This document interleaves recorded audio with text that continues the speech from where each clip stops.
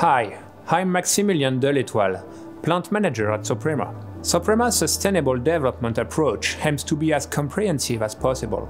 Thus, from the design stage of the Sherbrooke plant, we have integrated the need of reducing the environmental impact issued from our operation. This took various forms, ranging from recycling on-site all of our process scraps, to heating system technologies, lightning feature reducing light pollution, and low heat absorption roofing system, just to name a few.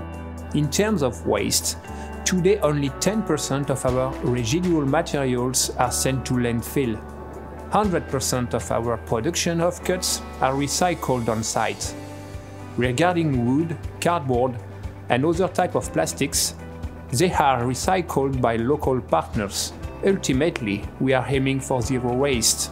Our heating system is also particularly advanced and allows substantial savings for us, but also for the planet, by using solar energy and then recovering the calories from the process. We avoid the emission of 559 tons of CO2 each year and save some $133,000.